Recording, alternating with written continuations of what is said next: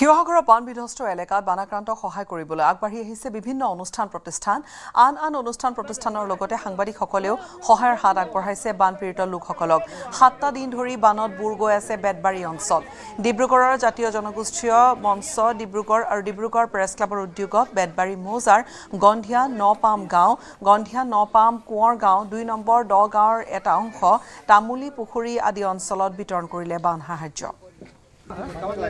শিৱসাগৰৰ বেতবাৰী মৌজা বৰ্তমানেও দৰিকা নদীৰ বাহনীত প্লাবিত হৈ আছে আৰু এই দুখ দুৰ্দশাৰ মাজতে কিছু লোকে সহায় কৰিবলৈ আগবাঢ়ি আহিছে বান বিধ্বস্ত এলেকাৰ ৰাইজক। ডিব্ৰুগড়ৰ পৰা বিশেষ এটি দল আহিছে, তেওঁলোকে বান সাহায্য দিবলৈ ডিব্ৰুগড়ৰ একাংশ সাংবাদিক আহিছে আৰু জাতীয় জনগোষ্ঠীয় ঐক্য মঞ্চৰ বিষয়ববীয়াসকল আহিছে, তেওঁলোকে সাহায্য লৈ ইয়াত মই দেখুৱাইছো ইয়াত সামগ্ৰী যে বান সাহায্য চাউল, দাইল, পানী, বিশুদ্ধ খোৱা পানী এনেধৰণে দিয়া পৰিলক্ষিত হৈছে। মই যিসকলে ইয়াত বিতৰণ আহিছে, যাৰ উদ্যোগত তেওঁলোকে নেতৃত্ব লৈ আহিছে, মই তেওঁলোকৰ ভাষ্য ল'ম।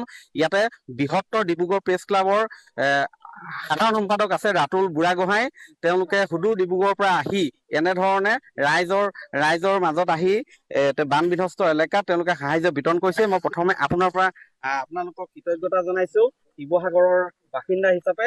আজি ক'ৰ পৰা কেনেধৰণে আপুনি আহি ইয়াত উপস্থিত হৈছেহি আৰু কি বিতৰণ কৰিছে? হয়, চাওক, উজনি অসমৰ অন্যতম সাংবাদিক সংগঠন বৃহত্তৰ ডিব্ৰুগড় প্ৰেছ ক্লাব আৰু বৃহত্তৰ ডিব্ৰুগড় প্ৰেছ ক্লাবে এইবাৰেই নহয়, প্ৰতি বছৰে এনেধৰণে দুৰ্গতসকলক আমি অকল সংবাদ ক্ষেত্ৰতে জড়িত নহয়, আমি সাংবাদিকসকলে এনেধৰণে সামাজিক বিভিন্ন ধৰণৰ কাম কাজ আমি অব্যাহত ৰাখিছোঁ। আৰু শেহতীয়াকৈ যি প্ৰলয়ংকৰী বান আমি সঁচাই আজি আহি আমি মৰ্মাহত হৈছোঁ। আজি বিগত কেইবাদিনো ধৰি এনেধৰণে ৰাইজৰ যি দুৰ্দশা আমি সংবাদ বাতৰিৰ জৰিয়তে দেখি আহিছিলোঁ আৰু আজি আমি স্বচক্ষে প্ৰত্যক্ষ কৰিছোঁ। আজিকো পৰ্যন্ত তেখেতলোকে নিজৰ আপোন বাসগৃহলৈ ঘূৰি যাব পৰা নাই। তেওঁলোকে মথাউৰিতে এনেধৰণে শিবিৰ পাতি থাকিব লগা হৈছে, নিজৰ ঘৰখনৰ পৰা আঁতৰি।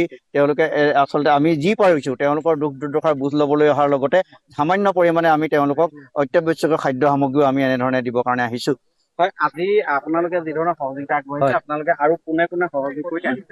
হয়, আচলতে ডিব্ৰুগড়ৰ পৰা আমি আহিছোঁ জাতীয় জনগোষ্ঠী ঐক্য মঞ্চ হৈ কিনে, আৰু বৃহত্তৰ প্ৰেছ ক্লাব আছে আৰু ডিব্ৰুগড় যুৱ সমাজ আছে। আচলতে ডিব্ৰুগড়বাসী হিচাপে আমি ডিব্ৰুগড়বাসীৰ ৰাইজৰ ওচৰত আচলতে আমি টিভিতে দেখি আছিলোঁ এনে ধৰণৰ দুৰ্যোগ পৰিৱেশ।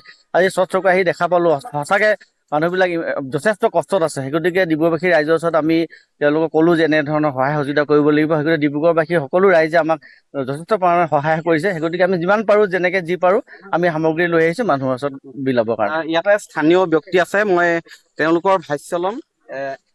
আজি হ'ব এই পৰিস্থিতি মানে আমাৰ বহুতেই ভয়াৱহ। আমি যিটো ঐতিহাসিক বাঁহঘৰ ওপৰত গোটেই ৰাইজ আছেহি। তাৰ দ্বিতীয়তে ডিব্ৰুগড় আঞ্চল লগতে জাতীয় ঐক্য জনগোষ্ঠী যিসকল বিষয়বোৰ ডিব্ৰুগড় যুৱ মঞ্চৰ যিসকলে আমাক সহায় সহযোগিতা আগবঢ়ালে, তাৰ বাবে মই তেওঁলোকক শিৱসাগৰ গন্ধিয়া নপাম গাঁৱৰ পৰা অশেষ ধন্যবাদ জনাইছোঁ।